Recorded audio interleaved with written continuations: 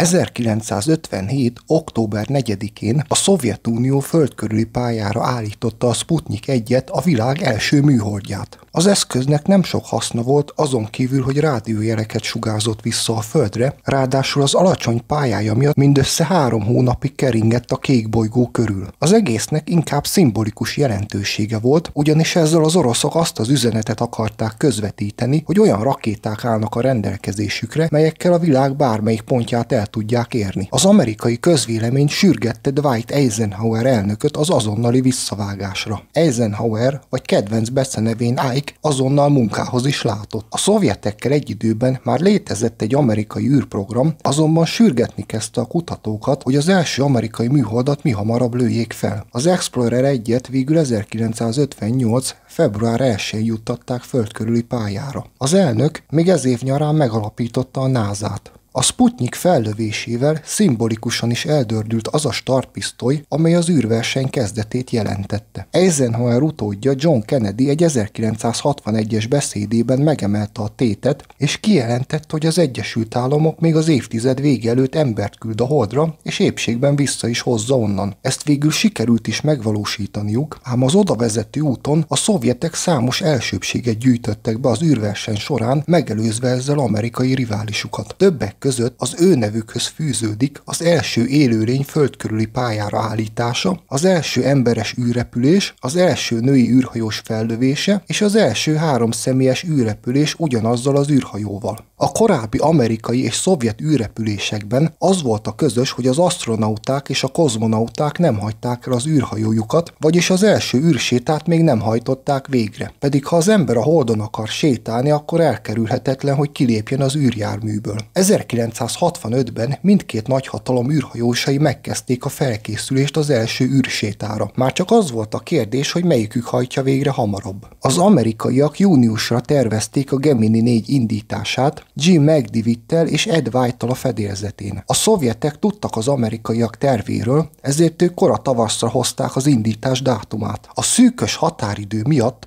hosszas tesztelésekre nem maradt lehetőség. Mindössze 3 nappal az indulás előtt végrehajtottak egy ember nélküli próbarepülést, azonban az űrhajóval nem sokkal a kilövés után megszakadt a kapcsolat. Nem volt valami biztató jel az emberes űrrepüléshez. Március 18-án azonban már minden készen állt a Voskhod 2, vagyis Napkelte nevű űrhajó kilövéséhez, fedélzetén Pavel Beljajev parancsnokkal és Alexei Leonov fedélzeti mérnökkel. A küldetés végrehajtásához különleges, kifejezetten erre a célra tervezett szkafanderre volt szükség. Ezt az Zvezda nevű vállalat tervezte meg, és a Berkut magyarul szirtisas nevet kapta. A Berkut az úgynevezett puha típusú űrruhák közé tartozik, melyek nem rendelkeznek belső merevítéssel. Az életfenntartó rendszert az oxigén tartállyal egy merev hátizsákban helyezték el. Később kiderült, hogy a műszaki hiányosságai és a nehéz használhatóság miatt nem volt valami praktikus, ezért a további űrrepüléseknél már nem használták.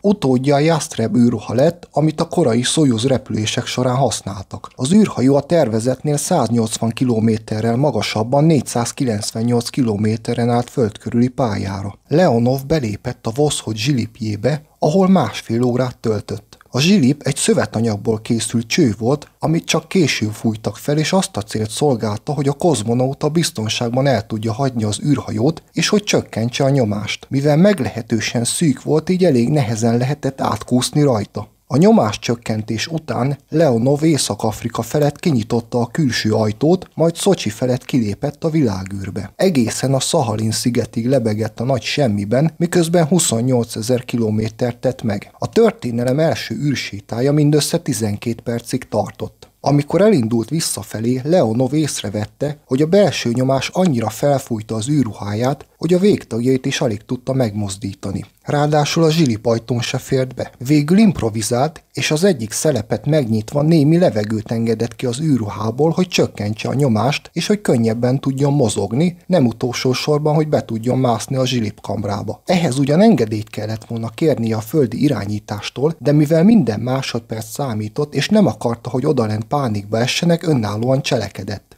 Így is csak nagy nehézségek árán tudott visszatérni az űrhajóba, az előírást megszegve nem lábbal, hanem fejjel előre. Nem sokon múlott, hogy a történelmi esemény tragédiába torkoljon. A nehézségek azonban ezzel még nem értek véget, sőt, most kezdődtek csak igazán. Az űrhajóból szivárogni kezdett a levegő, így fennállt annak a veszélye, hogy egy szikra miatt az egész Voszhod kigyullad, mielőtt még belépnének a légkörbe. 2 évvel később pontosan ez történt az Apollo 1-jel egy start szimulációs teszt során. A fedélzeten lévő 3 űrhajós nem élte túl a tragédiát. A 2 kozmonauta szerencsére megúszta a tüzet, de nem a szivárgás volt az egyetlen problémájuk. A sorozatos meghibásodások miatt az űrhajó irányítása nem működött megfelelően, ezért Beljejevre hárult a feladat, hogy kézi vezérléssel indítsa el a leszállási műveletet, és épségben érjenek földet. Ez volt az űrkutatás történetének első kézi vezérlésű leszállása, ami sikeres is volt. A kijelölt Kazahsztyeppék helyett azonban több 100 kilométerrel északabbra az Urál-hegységben értek földet másnap reggel 9 óra 2 perckor. Mivel a hegyek leárnyékolták őket, nem tudták bemérni a tartózkodási helyüket. A kutató helikopter csak délután 1-kor találta meg őket. A pilóták jelentették a központnak, hogy az űrhajósok élnek és jól vannak. Az erdős terepviszonyok miatt a helikopter azonban csak 9 kilométerrel arrébb tudott leszállni. Addig is meleg ruhát és ellátmányt dobtak le nekik. A sítalpakon érkező gyalogos keresőcsapat másnap reggel 5-kor találta meg őket. A 2 kozmonauta végül a kilövés után számított 50 óra elteltével térhetett vissza a Bajkonuri központba.